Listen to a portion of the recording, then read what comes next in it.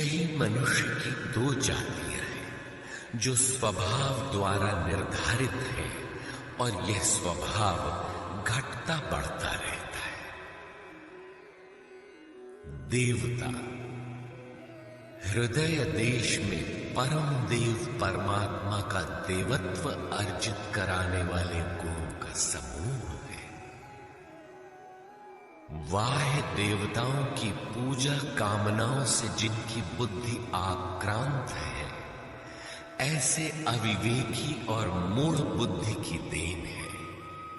वे मेरे ही पुजारी हैं, किंतु अविधि पूर्वक है।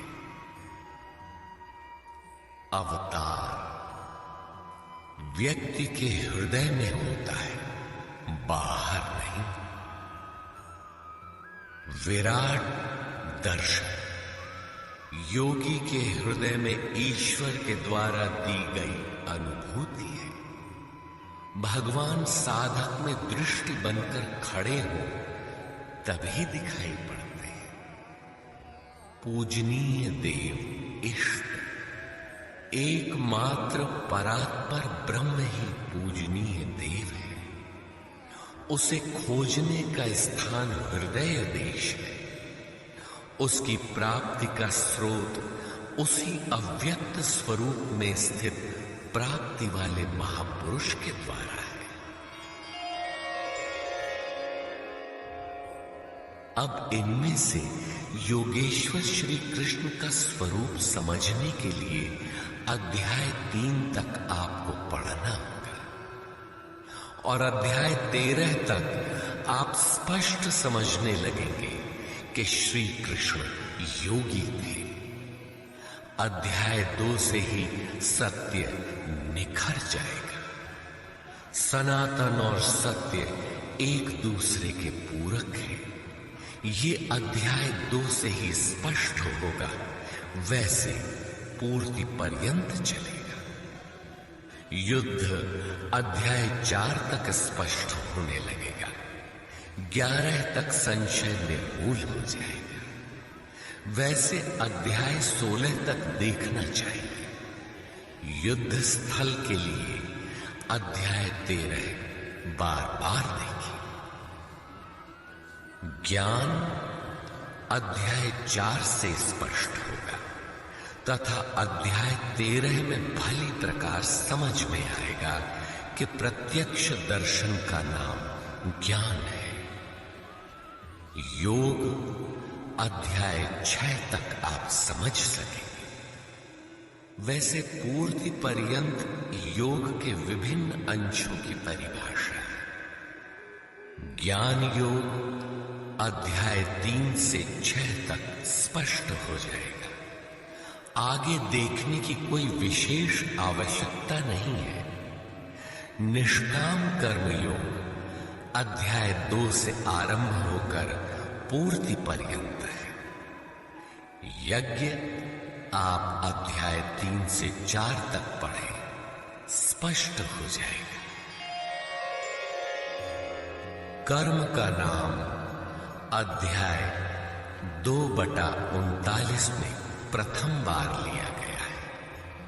इसी श्लोक से अध्याय 4 तक पढ़ ले तो स्पष्ट हो जाएगा कि कर्म का अर्थ आराधना भजन क्यों है। अध्याय 16 और 17 यह विचार स्थिर कर देता है कि यही सत्य है। वर्ण संकर अध्याय 3 में और अवतार अध्याय 4 में स्पष्ट हो जाएगा। वर्ण व्यवस्था के लिए अध्याय 18 देखना होगा। वैसे संकेत अध्याय 3 और 4 में भी है। मनुष्य की देवासुर जातियों के लिए अध्याय 16 द्रष्टव्य है। विराट दर्शन अध्याय 10 से 11 तक स्पष्ट हो गया है। अध्याय 7, 9 और 15 में भी इस पर प्रकाश डाला गया है। अध्याय 7, 9 और 17 में बाह्य देवताओं की अस्तित्वहीनता स्पष्ट हो जाती है। परमात्मा के पूजन की स्थली हृदय देश ही है, जिसमें ध्यान, श्वास प्रश्वास के चिंतन इत्यादि की क्रियाएं जो एकांत में बैठकर की जाती है। अध्याय 3, 4, 6 और 18 में स्पष्ट है। बहुत सोचने विचारने से क्या प्रयोजन है? यदि अध्याय 6 तक ही अध्ययन कर ले तो भी यथार्थ गीता का मूल आशय आपकी समझ में आ जाएगा। गीता जीविका संग्राम का साधन नहीं, अपितु जीवन संग्राम में शाश्वत विजय का क्रियात्मक प्रशिक्षण है।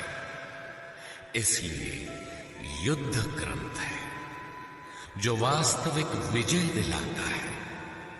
किंतु गीतोक्त युद्ध तलवार, धनुष, वाण, गदा और फरसे से लड़ा जाने वाला सांसारिक युद्ध नहीं है और न इन युद्धों में शाश्वत विजय निहित है। ये सत प्रवृत्तियों का संघर्ष है जिनके रूपकात्मक वर्णन की परंपरा रही है। वेद में इंद्र और वृत्र, विद्या और अविद्या, पुराणों में देवासुर संग्राम, महाकाव्यों में राम और रावण, कौरव एवं पांडवों के संघर्ष को ही गीता में धर्म क्षेत्र और कुरुक्षेत्र, दैवी संपद एवं आसुरी संपद, सजातीय एवं विजातीय, सद्गुण एवं दुर्गुणों का संघर्ष कहा गया है। यह संघर्ष जहां होता है वह स्थान कहां है? गीता का धर्म क्षेत्र और कुरुक्षेत्र भारत का कोई भूखंड नहीं, बल्कि स्वयं गीताकार के शब्दों में इदं शरीरम कौन्तेय क्षेत्रमित्यभिधीयते। कौन्तेय, यह शरीर ही एक क्षेत्र है जिसमें बोया हुआ भला और बुरा बीज संस्कार रूप से सदैव उगता है। 10 इंद्रियां, मन, बुद्धि, चित्त, अहंकार, 5 विकार और 3 गुणों का विकार इस क्षेत्र का विस्तार है। प्रकृति से उत्पन्न इन 3 गुणों से विवश होकर मनुष्य को कर्म करना पड़ता है। वह क्षण मात्र भी कर्म किए बिना नहीं रह सकता। पुनरपि जननम पुनरपि मरणम पुनरपि जननी जठरे शयनम। जन्म जन्मांतरों से करते ही तो बीत रहा है, यही कुरुक्षेत्र है। सद्गुरु के माध्यम से साधना के सही दौर में पढ़कर साधक जब परम धर्म परमात्मा की ओर अग्रसर होता है, तब यह क्षेत्र धर्म क्षेत्र बन जाता है। यह शरीर ही क्षेत्र है। इसी शरीर के अंतराल में अंतःकरण की 2 प्रवृत्तियां पुरातन है, दैवी संपद और आसुरी संपद। दैवी संपद में है पुण्य रूपी पांडु और कर्तव्य रूपी कुंती। पुण्य जागृत होने से पहले मनुष्य जो कुछ भी कर्तव्य समझकर करता है, अपनी समझ से वह कर्तव्य ही करता है, किंतु उससे कर्तव्य होता नहीं, क्योंकि पुण्य के बिना कर्तव्य को समझा ही नहीं जा सकता। कुंती ने पांडु से संबंध होने से पूर्व जो कुछ भी अर्जित किया वह था कर्ण। आजीवन कुंती के पुत्रों से लड़ता रह गया। पांडवों का दुर्धर्ष शत्रु यदि कोई था तो वह था कर्ण।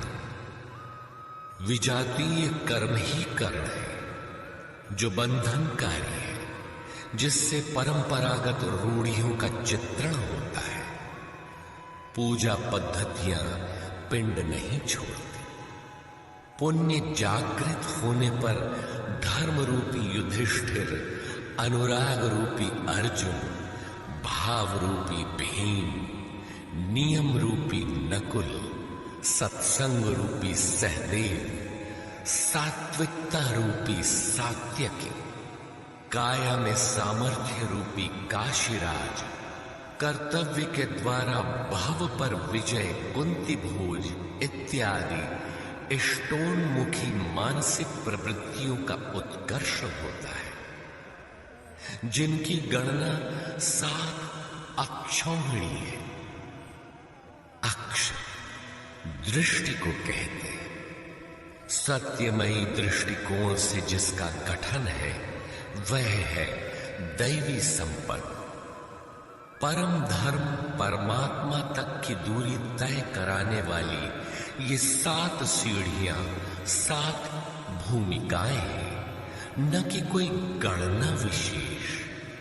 वस्तुतः ये प्रवृत्तियां अनंत है। दूसरी ओर है कुरुक्षेत्र, जिसमें 10 इंद्रियां और 1 मन, 11 अक्षौहिणी सेना है। मन सहित इंद्रियमयी दृष्टिकोण से जिसका गठन है वह है आसुरी संपन्न, जिसमें है अज्ञान रूपी धृतराष्ट्र, जो सत्य को जानते हुए भी अंधा बना रहता है। उसकी सहचारणी है गांधारी। इंद्रिय आधार वाली प्रवृत्ति। इनके साथ है मोह रूपी दुर्योधन, दुर्बुद्धि रूपी दुःशासन, विजातीय कर्म रूपी कर्ण, भ्रम रूपी भीष्म, द्वैत के आचरण रूपी द्रोणाचार्य, आसक्ति रूपी अश्वत्थामा, विकल्प रूपी विकर्ण,